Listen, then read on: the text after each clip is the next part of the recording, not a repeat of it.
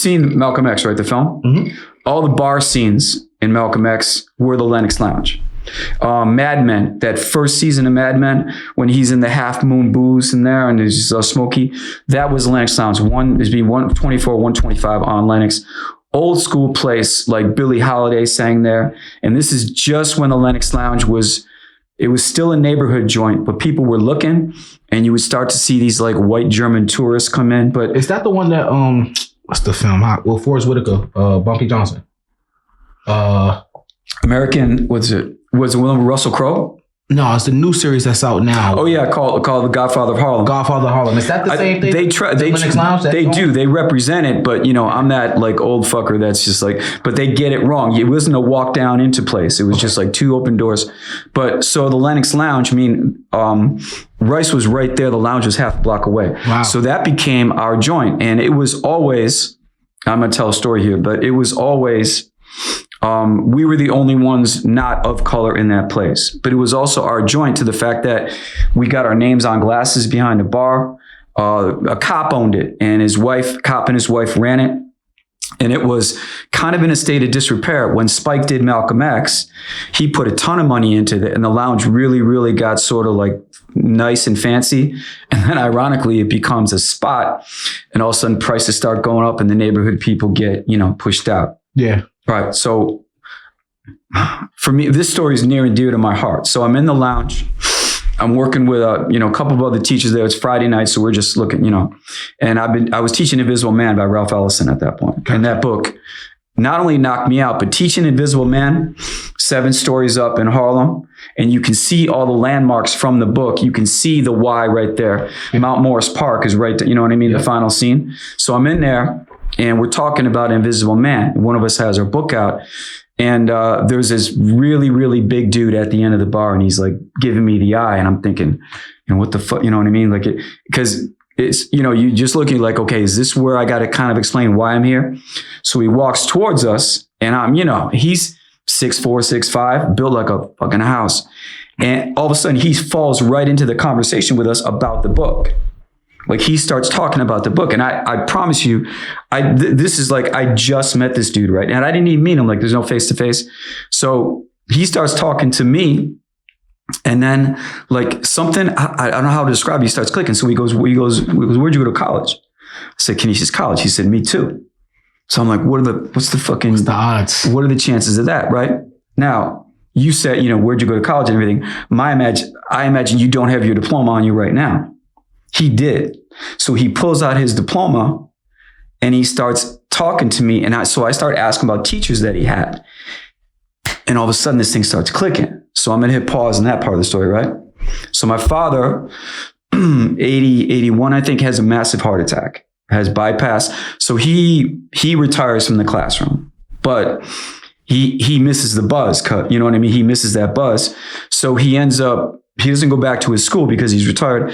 So he ends up getting in a program. Now the program is at my college, Canisius College. My father was a graduate. He went on a GI Bill in the 50s, right? So he's in this program. The program has professors and also local teachers who have taught AP, and they go to Attica and teach class. So my father taught at Attica for 7 years after he retired. Maximum security, right? 25 to lifers.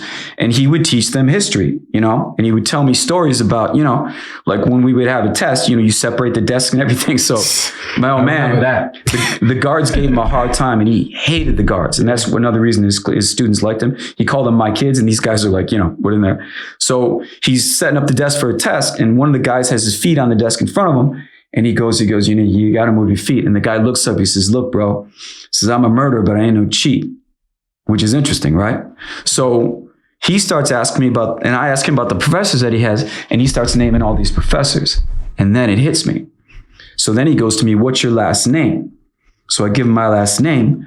And then he goes, is your father Fred Murphy? Is your father Fred Murphy? I said, yeah. And then, it sounds like I'm fucking making this up.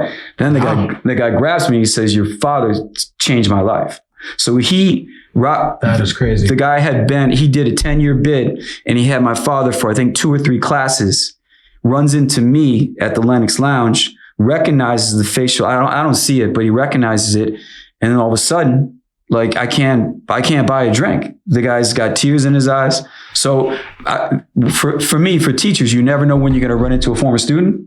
So I ran into a former student. It just wasn't mine. It was my old man's. So I gave him my old man's number and they talked that night. And that's crazy. I mean, how, like, also, coincidence of that happening. Also the dude, I think his bid was, I mean, I think he was back maybe about a week and just happened to be there right at that point. And I could not get over like the small world aspect of that. But at the same time, and I probably forgot to mention this, but when my old man was teaching that Attica, first of all, his students loved him and he hated the fucking guards, because this is when like the guards did not feel that as an inmate, you should be able to get an education. And my father was like adamant, and like these other professors too that did it. So he always gave the guards a hard time. Like he couldn't bring maps and all that stuff. But the funny thing was that he would mention, this was like the mid 90s, right? So he would mention that I was teaching at Rice and that he had been to the Lenox Lounge with me prior to this, you know? So, and the inmates would say, you don't want your son hanging out there. It's like too dangerous. So there's like, I mean, there were shady characters, but that was New York at that point, you know? So here's kind of I guess, I'm not trying to make this a segue, but this is kind of how it is. So, my old man, this is 99 in the spring. I'm leaving All Hallows to eventually, I didn't know, but I was going to come to FDA at that point. Mm-hmm. So he calls me like in April of 99 and said that they had a scan and he's been diagnosed with lung cancer. Now he was, he grew up born 1923, Great Depression. He was one of 9 kids.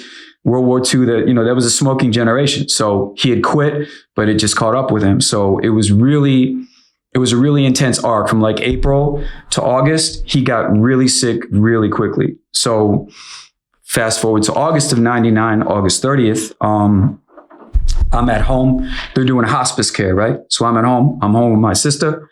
So I mean, it's funny in a way, but like this is back when VHS tapes, there's no fucking whatever. So my sister, yeah, exactly. So my sister in California sends all the VHS tapes of Seinfeld, because my father really likes Seinfeld. So he's got all these VHS tapes. For the first time, he's on oxygen. So there's like oxygen tanks, and that's when it gets really real. Like, It's almost like, how when you wax a car and the water goes on the hood of it and it kind of beads up. Like that's what the oxygen is doing on his lungs. It's trying to get him there, but he's not really there. So he wants to watch Seinfeld. So I put in a Seinfeld episode. This is the night he's going to, he passes away that night. And the Seinfeld episode is one where one of Jerry's friends lies to Jerry about having cancer. So like, and this comes up right there. And I'm just like, what are the chances of all these things right there? So I'm wiped and I'm like, look, I gotta go. I gotta go to sleep. I'll see you in the morning. Right. He stays up and watches a couple more episodes. And then like 4 o'clock in the morning, my sister gets me. This might be it. And then, right there, I watched somebody take their last breath. It was like a movie, you know what I mean? Yeah. So at that point, and here's where the FDA thing comes in. At that point, I had already been hired at FDA and I was going to start, I think I had like September 4th or 5th, there was like some orientation thing. So for me, the start of a new school year, it was always, man, I can't wait to tell my old man this. I can't wait to tell him about this asshole. And then it hits me that he's not going to be there, So I started FDA in September of 99, brand new to the school. And, I had 15 years already, but when you're in a new school, you're a newbie and it's all about, you got to get a rep. So like from day one, and for me, it was also public school. And here's the funny thing is like, I never taught girls before and I was panicking about that because FDA at that point, when FDA was probably 70-30 girls to boys in the early days, girls are better students in middle school. So I just remember standing at my classroom door and trying to like, okay, you can do this. You did this before. And just, dude, it was, and also public school, big classes, man, Yeah. So at that point, I didn't understand how academically challenging this school was because Hodge had actually kind of like not under the table, but I tutored at FDA on Saturdays when I was still working in the Bronx. And I would come in on Saturdays and it looked like, Catholic school's closed. FDA, it looked like a regular school day because everybody was doing review, everybody's doing Regis prep. And it was this climate of kids there all hours of the day too. I always kind of joke that it was a center for the community, but it wasn't a community center. You know what I mean? It wasn't just a place to hang out. There were academic expectations. I mean, Hodge, if you were a new teacher there, you had better perform or he was going to move your ass out.